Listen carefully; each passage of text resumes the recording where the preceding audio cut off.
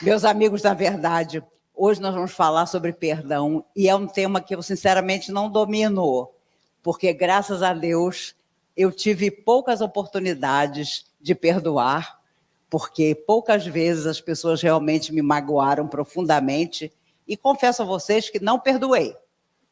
Porque quando a gente perdoa, a gente esquece. E esquecer é difícil demais, como diz a música.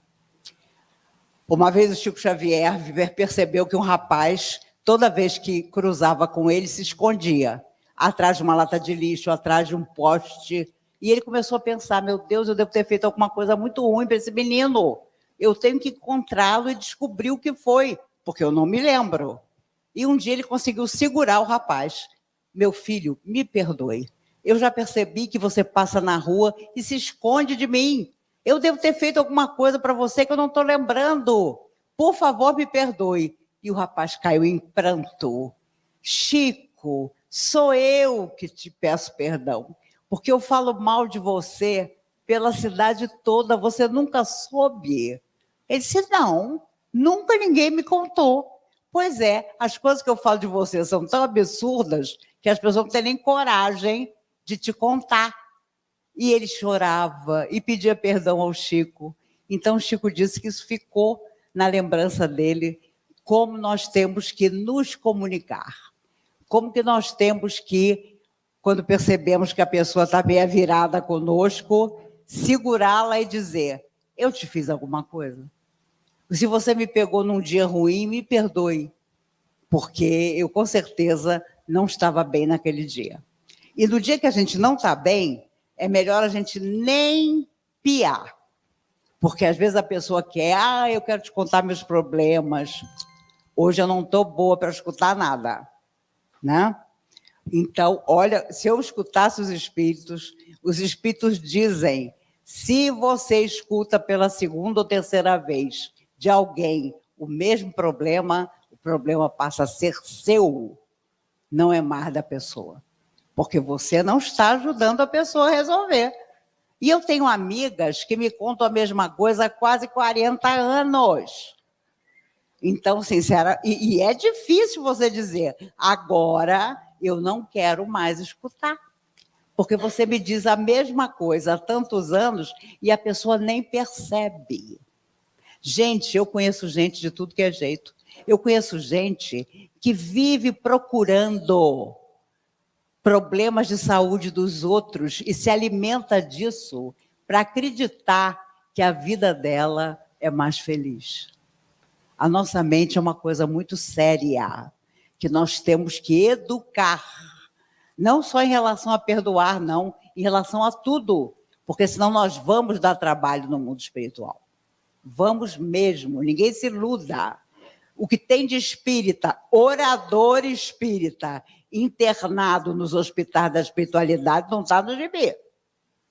Eu já falei para o seu Eurípides Bassanufo, guarda um lugarzinho para mim, em algum hospital desse, porque, olha, são histórias que os espíritos contam, tremendas, de oradores que se achavam, quando chegaram do lado de lá, gente, o cara não era nada.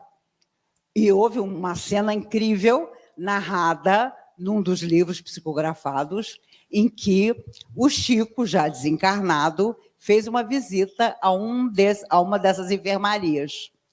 Quando ele ia se aproximando do quarto onde estava este orador, que, claro, não teve o seu nome colocado, o orador disse, tá vendo? Até Chico Xavier veio me visitar.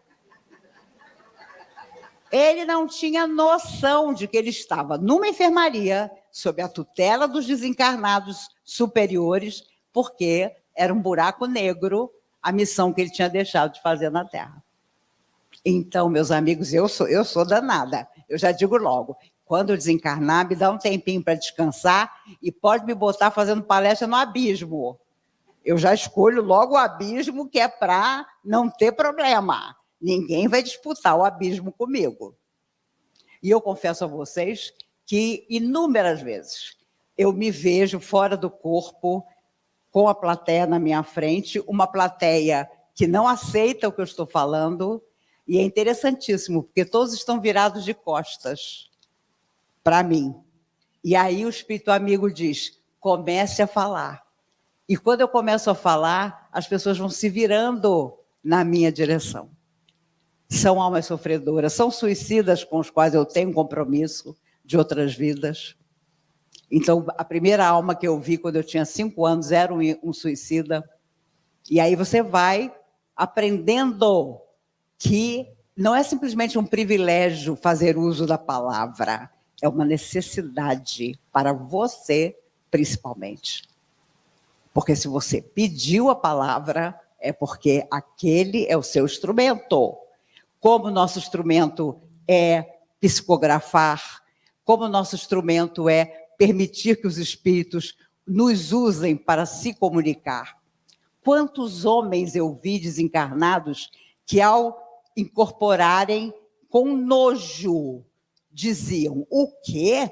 Eu estou usando o corpo de uma mulher para falar? Você vê que o cara é machista até desencarnado. Ele está precisando daquela médium para se comunicar e fica enojado de estar falando através de uma mulher. Então, nós somos um enigma que vem de tanto tempo, desde que nós fomos criados para a perfeição que nós ainda estamos longe de alcançar, e a falta de perdão nos trouxe aqui. Porque a falta de perdão formou a família que nós temos hoje, a falta de perdão formou as dificuldades que nós temos, até profissionais, porque nós, de repente, estamos num trabalho que não nos apetece, mas aquele, por enquanto, é o trabalho necessário para a simplicidade, para a humildade. É terrível você encontrar pessoas que acham que estão fazendo grande coisa porque trabalham na doutrina espírita. Nós somos isso. Como dizia o Chico, nós nunca seremos uma religião de milhões.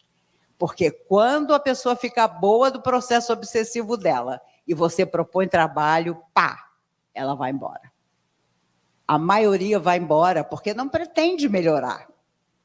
Quando nós ficamos, é porque alguma coisa dentro de nós diz que mais do que perdoar, nós precisamos refazer o nosso destino. E essa é a vida decisiva. É a vida em que nós viemos sabedores de tudo que nós íamos passar, porque nós já estamos nesse estágio.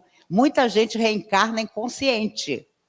Reencarna porque os protetores a fazem vir e escolhem até coisas por ela, porque ela não tem ainda discernimento para escolher. Mas nós não.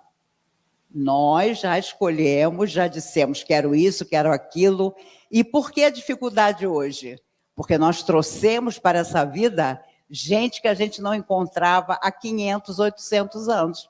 Você ficou 800 anos sem ver a pessoa e você acha que vai ser a mesma pessoa? Não. Ela é completamente outra, você também. Então fica a dificuldade de reencontrar essa pessoa e de refazer o nosso relacionamento com ela. E claro, nós mulheres principalmente, os homens também, mas eles escondem. Temos a grande dificuldade de perdoar o relacionamento amoroso. Porque ai do homem que não quer estar conosco.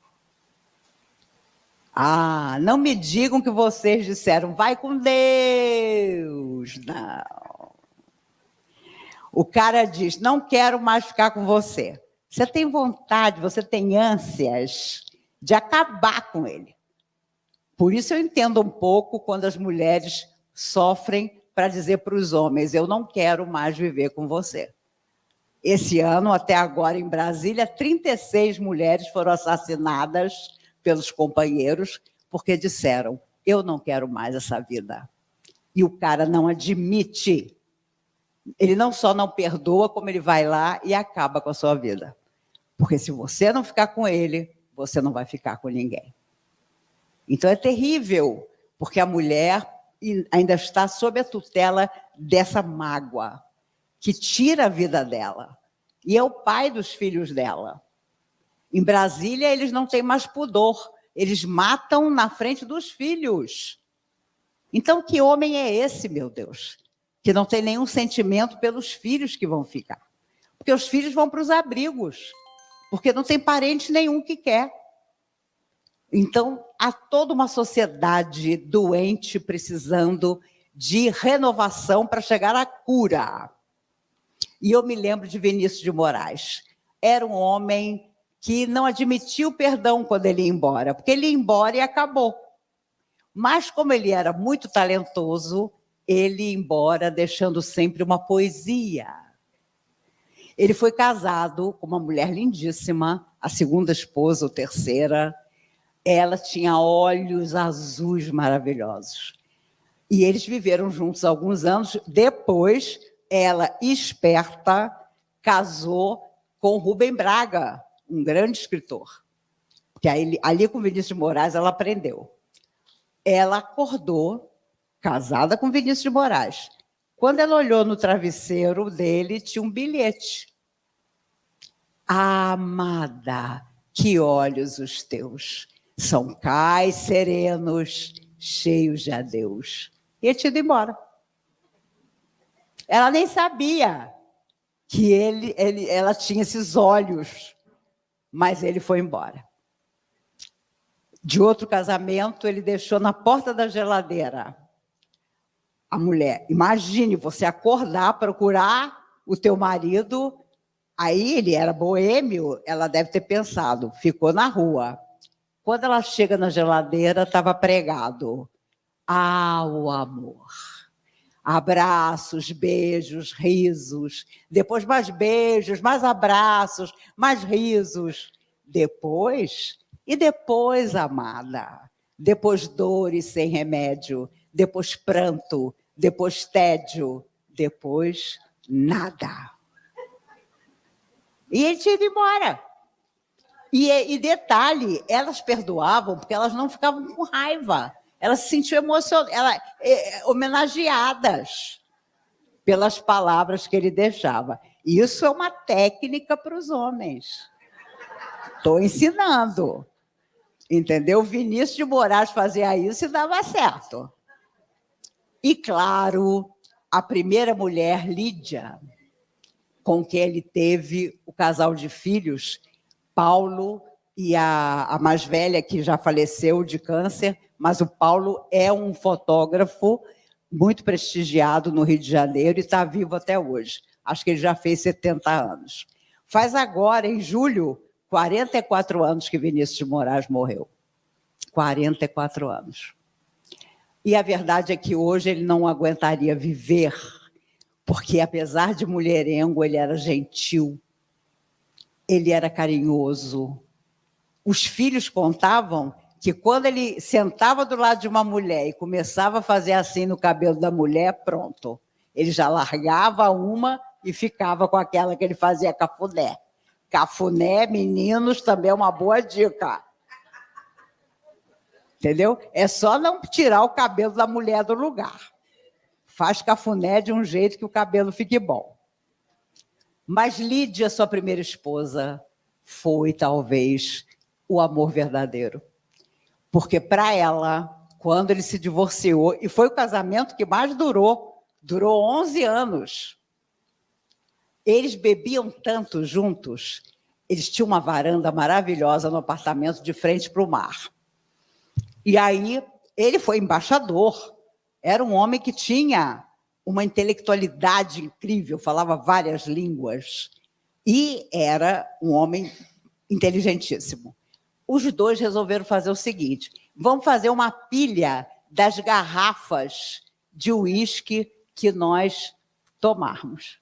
Teve um dia que tiveram que chamar uma pessoa para tirar, porque eles não enxergavam mais o mar. A pilha de garrafas que eles tinham bebido ao longo do tempo tinha criado um obstáculo na varanda para enxergar o mar.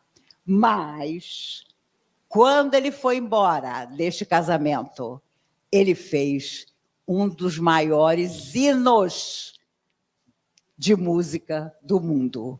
Eu sei que vou te amar. Gente, olha a letra.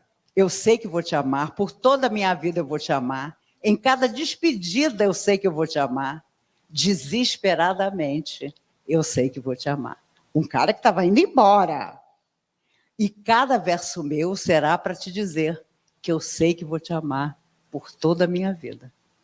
Eu sei que vou chorar, a cada falta tua eu vou chorar, mas cada volta tua há de apagar o que essa ausência tua me causou. Eu sei que vou sofrer a eterna desventura de viver, à espera de viver ao lado teu por toda a minha vida. Gente, ela morreu apaixonada por ele.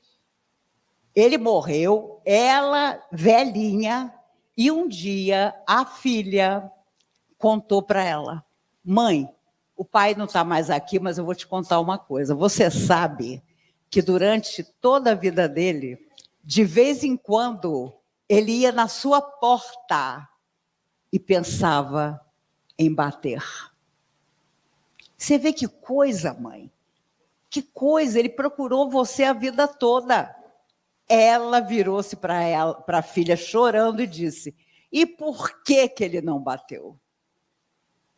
Meus amigos, por isso que a minha teoria é: de uma conversa sempre surge uma solução.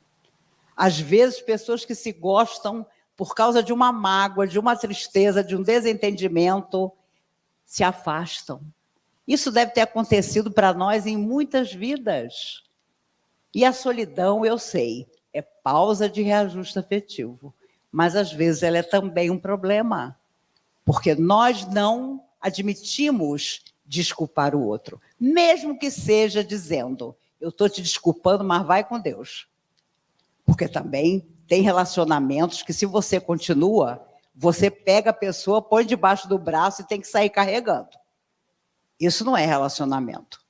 E eu conheço muita gente que vive assim. Muita. De todas as classes sociais. Principalmente das mais altas. Eu já escutei coisas de mulheres ricas, pavorosas, que elas passavam com os maridos e os filhos passavam também. E escutei dizer: ah, mas eu moro numa casa de 4 andares, cada um fica num andar. Gente, não estou falando de ele foi ali e pegou um biscoitinho, não. Coisas gravíssimas. Mas a pessoa não quer perder o status. Né? Eu não posso me esquecer de uma mulher que casou-se com um rapaz gay. A comunhão inteira sabia que ele era gay. E ela, claro, viveu daquele jeito. Tinha a noite que ela acordava, ele não estava do lado dela. Ia procurar os seus interesses. E uma vez, nós éramos amigas da época de mocidade. Eu não aguentei, eu devia estar num dia ruim.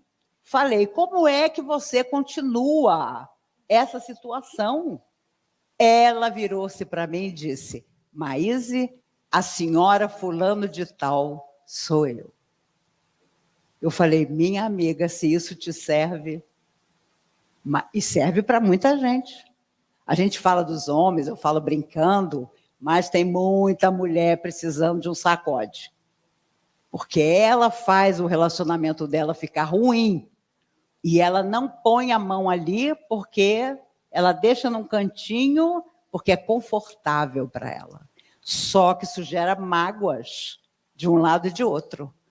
Então, claro que em vidas anteriores, quando a gente não conhecia nada de bom, para conseguir alguém, a gente matou, a gente ofendeu, a gente caluniou. Aí depois você vê o orador espírita. Mas quem usa a palavra para afastar pessoas que se amam, vive a solidão na vida posterior ou na outra, porque nós mesmos nos impomos isso para aprender o valor da palavra bem colocada, não se meter onde não se deve.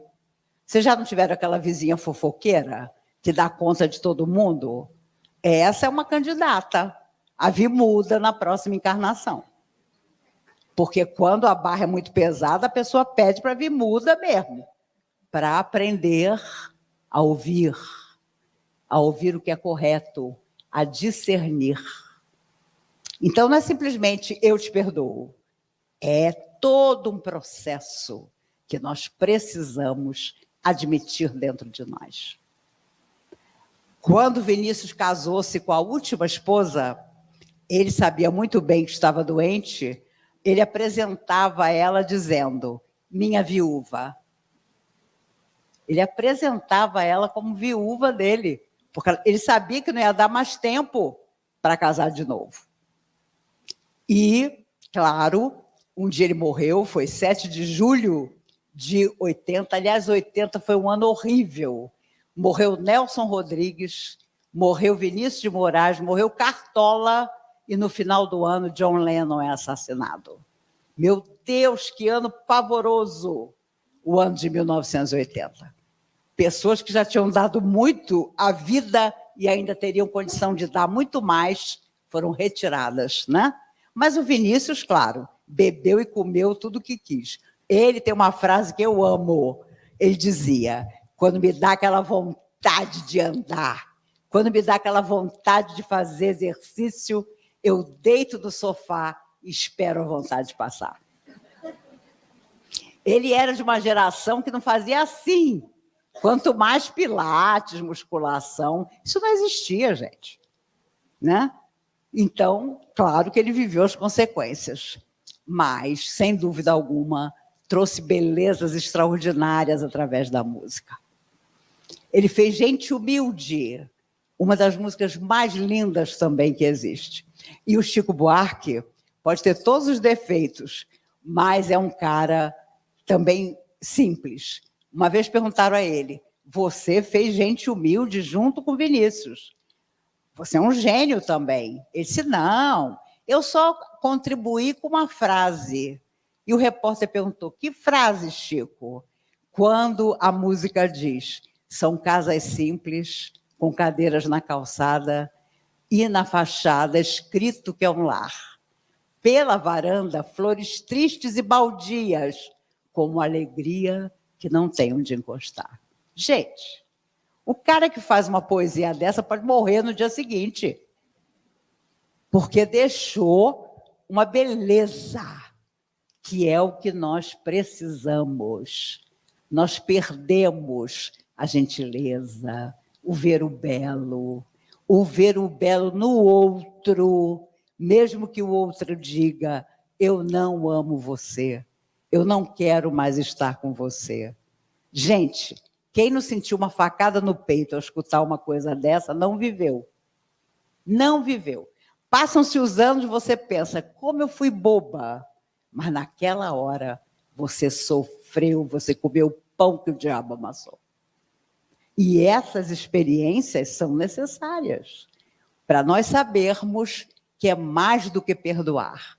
É deixar o outro ir quando ele não quer mais estar conosco. Maísa, uma cantora maravilhosa que foi tormento da minha infância, porque na escola as pessoas, ela fazia muito sucesso quando eu era pequena, e as pessoas perguntavam, é Maísa a cantora? Eu, não, é Maíse com Y-S-E. Eu ficava danada da vida. Mas ela tinha olhos lindos. Vinícius de Moraes, uma vez, homenageou os olhos dela, porque ele dizia que quando você mergulhava nos olhos dela, você não tinha vontade de ir embora.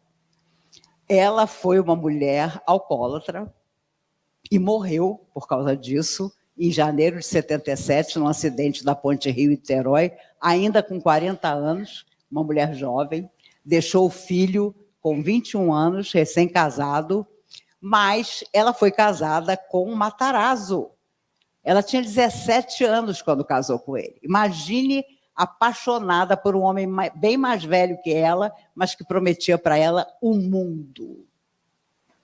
Então, a lua de mel foi em Veneza, na Itália. Ela tinha uma mãe que achava que ela tinha que casar com um príncipe. E, de certa forma, na época, o Matarazzo era um príncipe.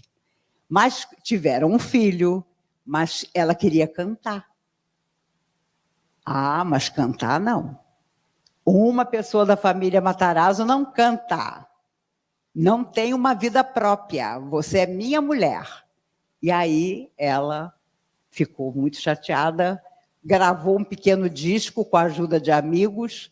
Toda festa que tinha na sociedade, alguém pegava o violão e convidava ela para cantar. Ele foi ficando contrariado. Gente, homem contrariado é fácil, é rápido.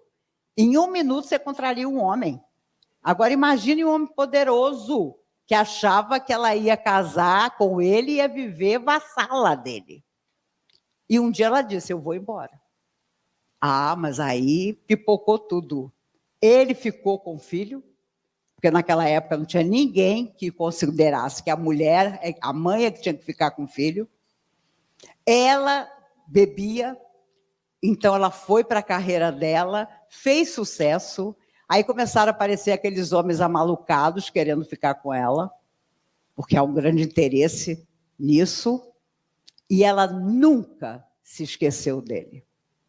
Para vocês terem uma ideia, ela mandava entregar na casa dele, na mansão dele, 100 pizzas. O cara chegava, o entregador, com 100 pizzas. Doutor Matarazzo, o senhor pediu 100 pizzas. Eu pedi alguma coisa? E ele pagava as 100 pizzas, porque sabia que ela estava do outro lado da rua, às gargalhadas, vendo ele receber as 100 pizzas. Era a vingança dela. Ela tentou se vingar dele a vida toda. Mas quem sofreu foi o filho, porque ele foi colocado num colégio interno. Ele hoje é Jaime Morjardim, o diretor da Globo. E detalhe, ele conta que na Copa de 70, imagine o Brasil ganhando tudo, o porteiro do colégio interno ficou com tanta pena dele, porque todo mundo tinha saído de férias, e ele não. Porque nem o pai, nem a mãe que o disputavam tinha aparecido para buscá-lo. Então, era ele sozinho e o porteiro. Aí o porteiro ligava a televisão e eles assistiam os Jogos do Brasil. Imagine a mágoa que isso cria num filho. Um filho com dinheiro, um pai rico, mas que não aparecia para buscar, a mãe muito menos, porque estava viajando pelo mundo com a carreira dela. E ela, infelizmente, não conseguiu livrar-se do vício dela, que era o álcool. Ela casou mais tarde com aquele artista Carlos Alberto, que era um tipaço de homem, tentou dar a ela uma vida de equilíbrio, ela não queria o equilíbrio. Ela queria a aventura, mas nunca se esqueceu do Matarazzo. E depois quem herdou a massa falida da família foi a sobrinha, e eu me lembro até hoje do momento em que tudo falido, tudo acabado, todos os funcionários mandados embora. Olha, ele tinha um poder. Ela, a sobrinha, fecha a última janela, determinando que tudo, dinheiro, poder, tudo tinha acabado. Então, a nossa vida passa tão depressa. Nós, às vezes, não desculpamos o outro e a vida nos cobra. Mas cobra da gente, que já temos um conhecimento, um discernimento. O outro vai aprender penando. Por isso, Jesus dizia, perdoai os vossos adversários enquanto estais a caminho com eles. Porque quando nós nos afastamos, o reencontro, sabe-se lá quando e aonde, é sempre dolorido, é sempre cobrador. Então, nós precisamos nos rever para estar bem. A Elis Regina foi casada com um homem com o qual ela não tinha nada em comum e, no entanto, ele foi tormento da vida dela, porque ela teve um filho com ele, depois ela teve um outro casamento bem-sucedido, até quando deu, mas a mágoa que ela tinha do primeiro marido era enorme. E ela, cá entre nós, se achava. Ela realmente era uma cantora extraordinária. Ela mesma dizia, depois da Ângela Maria, eu sou a maior cantora do Brasil. E realmente foi. Né? Meu pai gostava mais da Gal Costa, mas eu me lembro, quando a filha dela apareceu, a minha filha disse, mãe, você já ouviu a filha da Elis Regina cantando? Eu falei, vem cá, que eu vou te apresentar a mãe dela. Nunca mais a Mariana ouviu a filha da Elis Regina. e se apaixonou pela Elis Regina, porque ela era extraordinária, mas não soube administrar a falta de perdão, a falta de, olha, a gente tem um filho, vamos sentar aqui e resolver essa questão. Então, morreu, ela acabou se viciando em cocaína, e o Gilberto Gil contava que o último show que ele assistiu dela, na hora que ela estava cantando, ele percebeu que ela estava usando cocaína, porque ele também já tinha usado. Então, ele sabia quais eram os sintomas, as atitudes. E ela não conseguiu vencer o vício. Ela era pequenininha, tomou uma dose muito maior do que seu corpo sustentaria e morreu, deixando 3 filhos, o mais velho com 11 anos, tolamente precisando viver para esses filhos.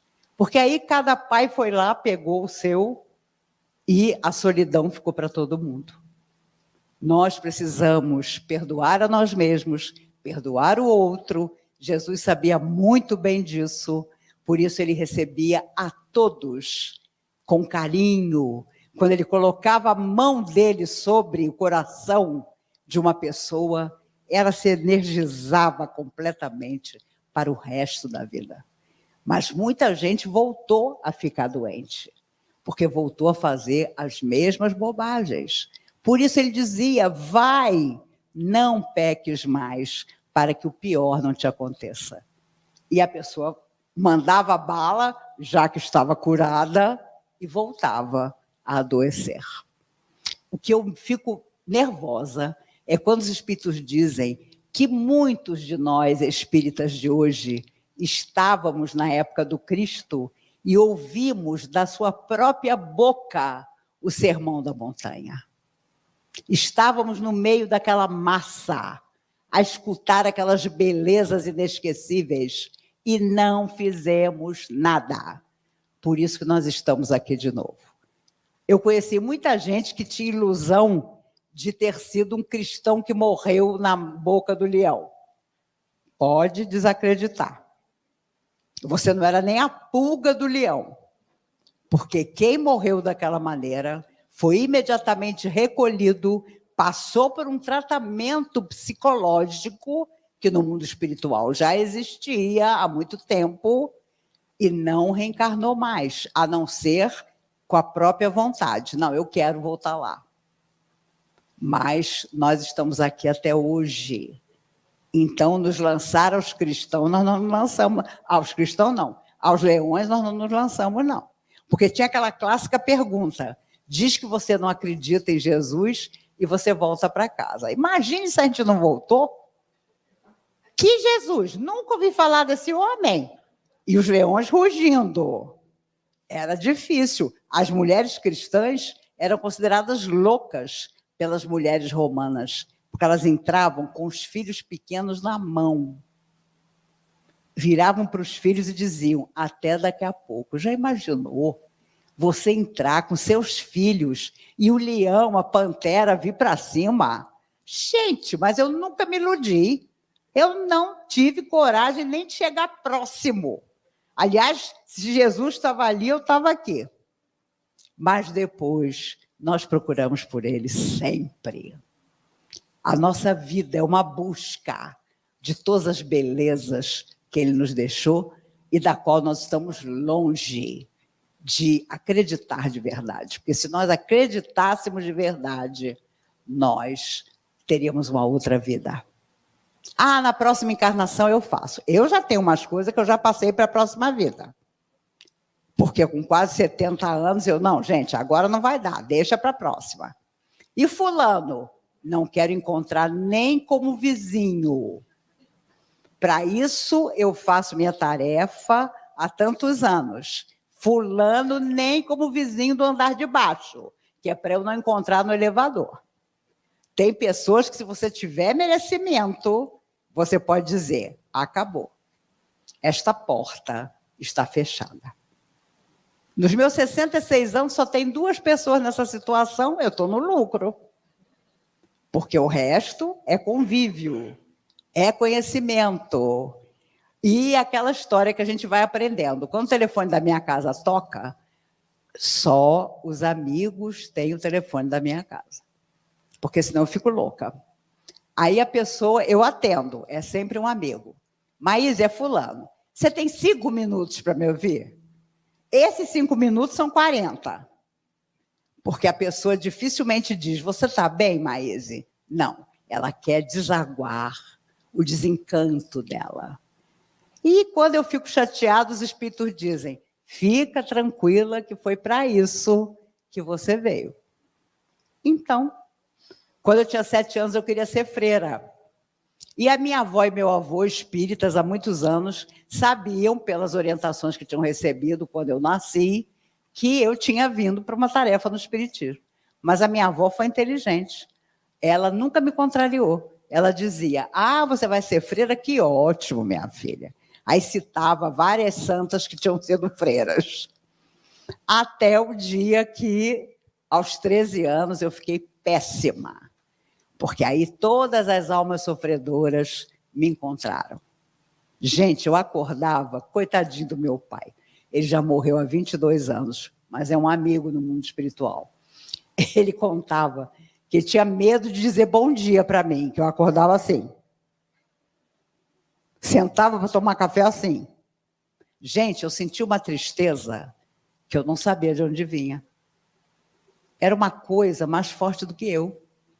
Então, eu fiquei muito ruim. Eu perdi o ano na escola, até chegar à comunhão. Então, eu fui à comunhão assim. Olha, eu vou para provar para vocês que o que eu tenho não tem nada a ver com o espiritismo. E eu fui numa noite de segunda-feira, e Dr. Bezerra de Menezes, incorporado em Dona Irene Carvalho, uma médium extraordinária, que morreu aos 95 anos e foi uma das fundadoras da comunhão. Ela via passado, presente e futuro. Era uma coisa impressionante. Nunca mais uma mediunidade igual a dela. Quando as pessoas iam no Chico Xavier e moravam em Brasília, ele dizia, por que vocês não procuraram a Irene lá na comunhão? Na noite que eu cheguei, uma segunda-feira, entrei numa salinha, Dr. Bezerra incorporado disse, que bom, minha filha, você veio no dia que você prometeu. E eu caí dura, porque eu falei, que prometi aonde? E aí ele conversou comigo sobre tudo o que ia acontecer na minha vida, se eu quisesse. E se eu não quisesse, eu seguiria um caminho e a espiritualidade que queria trabalhar comigo seguiria outro. Mas o impressionante foi que depois ele chamou meu pai e minha mãe. E quando meu pai entrou, ele disse, sua filha nunca vai fazer uma faculdade, porque ela pediu para não ter um diploma superior nessa vida. Meu pai ficou louco. Eu era a filha mais velha. Como que eu não ia fazer faculdade? Meu pai é militar. Olha, ele levou anos para me contar isso. Quando chegou a hora de fazer vestibular, eu falei, pai, eu não vou fazer vestibular. Eu vou trabalhar com um amigo meu que está precisando do meu trabalho e eu não vou continuar estudando. E aí, doutor Bezerra tinha dito a ele, ela pediu para não ter um diploma superior para valorizar o que ela em outra vida não valorizou. Papai calado. Quando eu disse, não vou fazer, ele me contou essa história.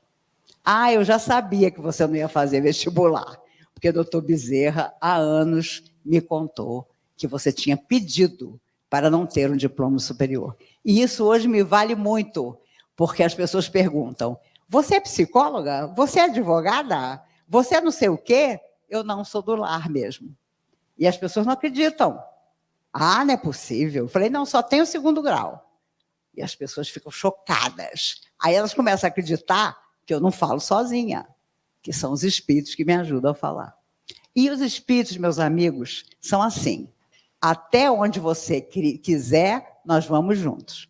Se um dia você desistir, você vai para um lado e nós para o outro.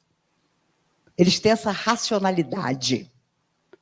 Não, fica, não vai embora, não larga a sua tarefa. A decisão é sempre nossa.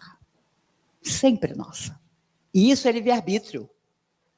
Eles respeitam a nossa vontade. Gente, quando a gente se apaixona, o cara tem olho preto, você jura que ele tem olho verde.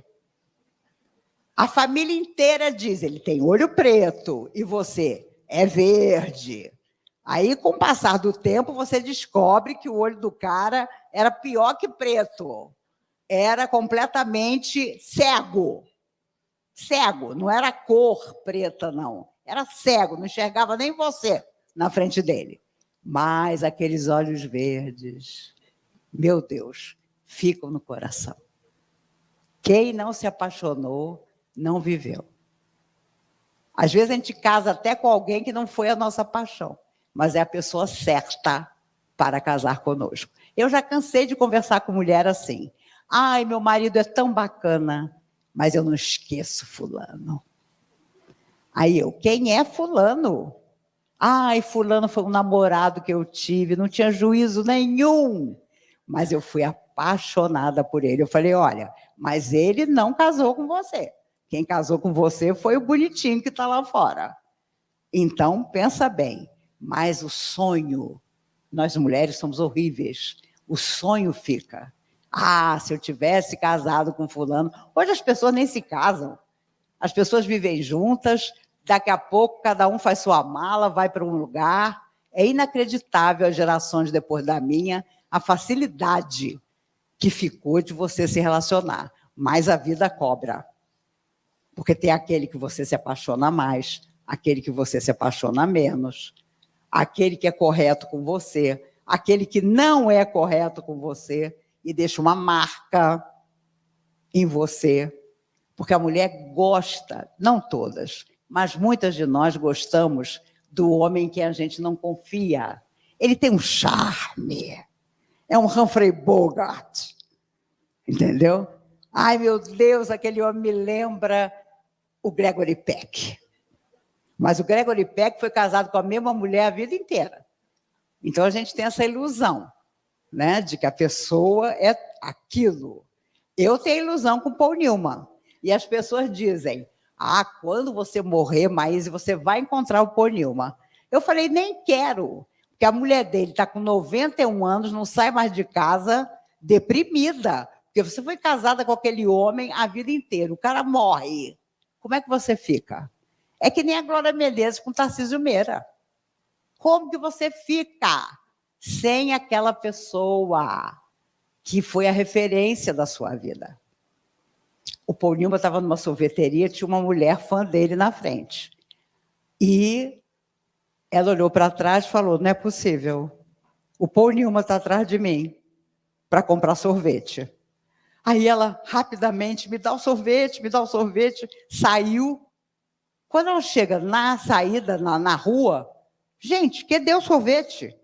Eu paguei o sorvete, eu não tomei o sorvete, cadê o sorvete? Ela sente uma mão no ombro dela. Quando ela se vira, era o Paul Newman.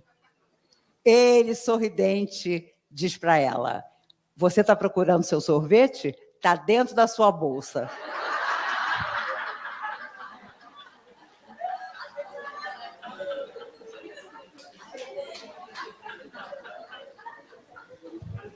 Quando a gente gosta, quando a gente ama, quando a gente encontra um ídolo, a gente põe o sorvete dentro da bolsa. E fecha. Uma vez ele estava andando em Nova York, estava um frio danado, e ele com aquele capote de pelo. De repente o sol apareceu, e ele tirou o capote, né? Aparecendo o rosto dele. A mulher que vinha em sentido contrário desmaiou. Caiu desmaiada, dura. Porque é dureza você encontrar Paul Newman. É duro. Então, eu não vou disputar ele com a mulher dele, que eu não sou louca, né? Deixa ele. Mas ele foi um homem extraordinário, porque ele aprendeu com a dor. O filho mais velho, o único do primeiro casamento, que durou poucos anos, antes dele conhecer a Joane, morreu num hotel de 8ª categoria com uma overdose. E aí, até descobrir quem era ele, foi uma luta. E descobriram que era o filho do Paul Newman. Paul Newman enterrou esse filho e jurou que ia ajudar outras pessoas que eram viciadas. E ele construiu casas para abrigar essas pessoas em tratamento.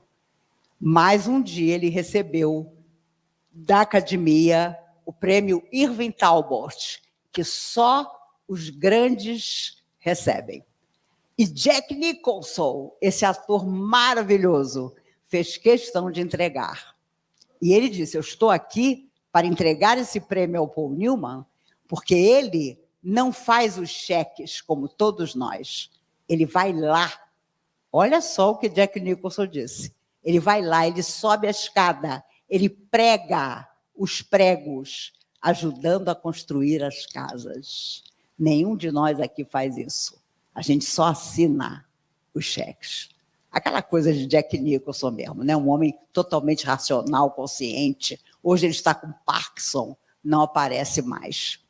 Mas lá vem Paul Newman para receber o prêmio Irving Talbot, né? Que é uma honra, porque dentro daquela coisa louca que é Hollywood, você é escolhido como alguém que preferiu ter uma outra vida, uma vida de perdoar a existência, porque o filho tinha morrido e ele não tinha ideia da quantidade de vício que o filho tinha, mas ele passou o resto da vida se penitenciando.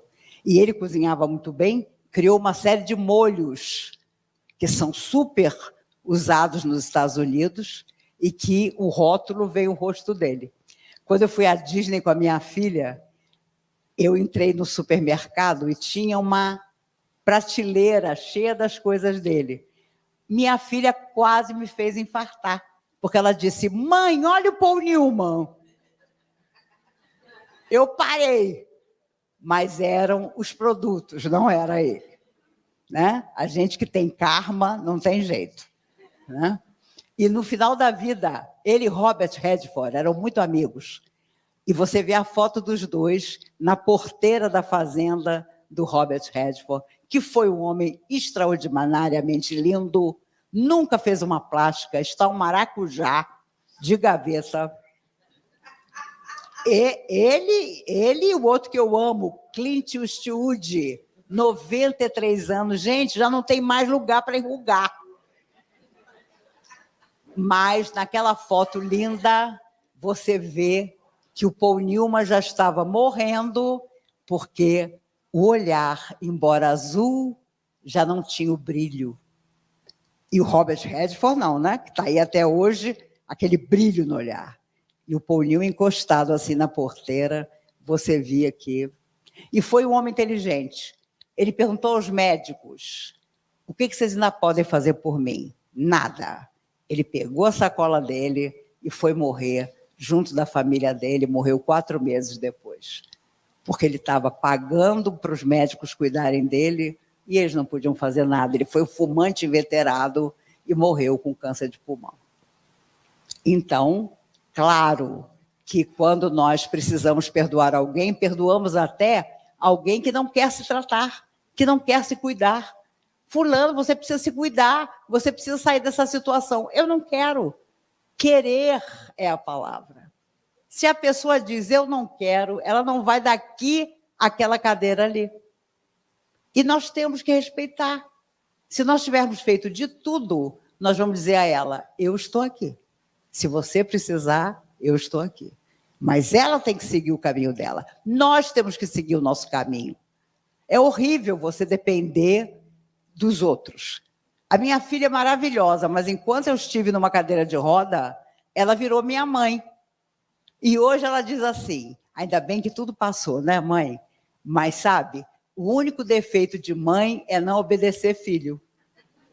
Porque chegou uma hora que eu disse, chega, eu estou ótima e vou retomar minha vida.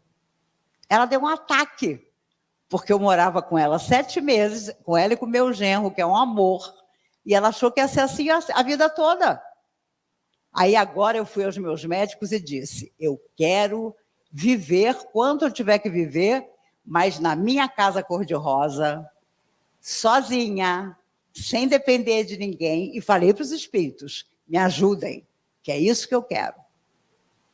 E aí, Meu genro, num gesto de loucura, perguntou: será que já não é hora dela morar com a gente? Deus que me perdoe. Vou até bater na boca. Gente, não dá. Filho começa a dizer: faça isso, não faça aquilo. Se filho tivesse que mandar na gente, era nosso pai e nossa mãe, não era nosso filho. Tudo é uma questão de hierarquia, né? Então, o filho pode ter 60 anos, que você é mãe, você ainda vai dizer para ele: não vá por aqui. Eu já fui por aqui, não dá certo. Porque a gente também tem que contar a nossa experiência. Por isso, meus amigos, eu não sei se falei de perdão, mas falei o que estava no meu coração e quero que vocês sejam multiplicadores disso.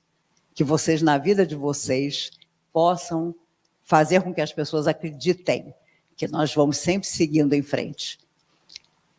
Vinícius de Moraes não ficou satisfeito com a letra de Eu Sei Que Vou Te Amar. No meio da música tem uma poesia que diz: de tudo, meu amor, serei atento, e com tal zelo e sempre tanto, que mesmo em face do maior encanto, dele se encante mais o meu pensamento. Quero vivê-lo em cada vão momento, e em seu louvor espalhar meu canto, e rir meu riso e derramar meu pranto, ao seu pesar e ao seu contentamento. Olha agora. E assim, quando mais tarde me procure, quem sabe a morte, angústia de quem vive, quem sabe a solidão, fim de quem ama, eu possa me dizer do amor que tive, que não seja imortal, posto que é chama, mas que seja infinito, enquanto dure. Meus amigos, como um homem desse faz falta no mundo de hoje, mas nós vamos seguindo com a memória dele, com a poesia dele. Tem uma poesia dele, eu não resisto, eu vou passar 1 minuto da hora. Diz assim, diz assim: quando chegares, era uma pessoa que estava esperando por alguém, quando chegares eu te vir chorando, de tanto te esperar, que te direi? E da angústia de amar-te, te esperando, reencontrada, como te amarei? Que beijo teu de lágrimas terei para esquecer o que eu vivi lembrando? E que fazer da antiga mágoa quando eu não puder dizer-te por que chorei? Como ocultar a sombra em mim suspensa pelo martírio da memória imensa que a distância criou, fria de vida? Imagem tua que eu compus serena, atenta ao meu prazer e à minha pena, sem que viesses para me contar a realidade. Então ele diz no final: imagem sua que eu compus serena, atenta ao meu prazer e à minha pena, e que eu quisera nunca mais perdida. Porque quando você reencontra a pessoa, às vezes a decepção é enorme. A pessoa não é nada daquilo que você imaginava. Essa poesia dele também é maravilhosa. Meus amigos, queremos perdoar? Perdoemos. Não queremos perdoar? Vivamos as consequências. Aqui ou em outro lugar, a consequência virá. Das coisas boas e daquilo que não for bom. Mas, de certa forma, perdoemos para aprender um dia a realmente esquecer. A reencontrar a pessoa e dizer: você me fez alguma coisa? Menina, eu nem lembro de você. Eu tenho certeza que com algumas pessoas eu vou ter um prazer enorme de fazer isso. Ah, vou. Nossa, você conseguiu me encontrar aqui no mundo espiritual? Nós estamos no mesmo nível? Deus me livre, eu sou uma naja que se faz de fofa. É sério, é sério. Ainda bem que eu tenho essa consciência. A gente tem que ter essa consciência. Eu sou uma naja que se faz de fofa. Por isso que eu amo tudo que é belo, porque nós temos que nos encher do belo para um dia encontrar beleza dentro de nós também. Meninos, muito obrigada. Em meio aos desafios cotidianos que compõem a experiência terrena, o perdão se impõe como uma das virtudes mais exigentes, e ao mesmo tempo, mais libertadoras no processo de ascensão espiritual. Frequentemente percebido como uma atitude de submissão ou passividade, contrasta com sua profunda potência regeneradora. É mais do que um gesto moral. Constitui um verdadeiro recurso de cura para a alma em sua jornada evolutiva. A codificação espírita apresenta o perdão como expressão consciente da compreensão das leis divinas, particularmente da lei de justiça, amor e caridade. Perdoar não é esquecer o mal recebido nem aprovar o erro alheio, mas transcender os limites do ressentimento, libertando-se da carga psíquica que o ódio e o desejo de vingança impõem ao espírito. Cada vez que se guarda rancor, estabelece-se um vínculo fluídico com a ofensa e com o ofensor, sustentando correntes vibratórias de desequilíbrio. O perdão, ao contrário, rompe essas amarras, permitindo ao espírito avançar com leveza na direção da paz interior. A doutrina esclarece ainda que a ausência de perdão pode perpetuar débitos entre espíritos ao longo de várias reencarnações, retardando os ciclos de reajuste e reconciliação. O princípio de causa e efeito não exige que se sofra indefinidamente, mas que se aprenda com as experiências, corrigindo-se o desequilíbrio através da prática consciente do bem. Por isso, perdoar é reconhecer a falência moral do outro sem permitir que ela contamine o próprio caminho. É amar o ofensor sem compactuar com o erro, compreendendo que todos somos, em diferentes graus, almas em processo de redenção. Essa consciência, no entanto, exige profundo trabalho de autoconhecimento. O espírito humano é frequentemente desafiado por mecanismos psíquicos inconscientes que revelam sombras ainda não redimidas. Dentre eles, destaca-se a tendência de observar a dor alheia não com empatia, mas com uma vaidade velada que extrai do sofrimento do outro uma sensação de superioridade. Quando a alma, fragilizada em sua autoestima ou ainda aprisionada ao orgulho, contempla os reveses do próximo com certa satisfação, denuncia sua dificuldade em compreender a fraternidade como lei que rege os destinos coletivos. A doutrina espírita é clara ao afirmar que todos estamos em aprendizado. O tropeço de um companheiro de jornada não representa ocasião para julgamento ou comparação, mas convite à reflexão e ao amparo. O progresso autêntico manifesta-se quando o coração é capaz de sentir a dor alheia como extensão da própria, reconhecendo que, em outros contextos, poderíamos ocupar posição semelhante. Comprazer-se dos reveses e quedas alheias é reflexo de orgulho não vencido, que busca no desequilíbrio externo a manutenção ilusória da própria estabilidade interior. Jesus, mestre por excelência, não se impôs pelas multidões, nem buscou reafirmações públicas de sua grandeza. Ao contrário, inclinou-se sobre os que sofrem com ternura e compaixão. Na cruz, submetido à extrema violência, elevou sua prece aos céus. Pai, perdoa-lhes, porque não sabem o que fazem.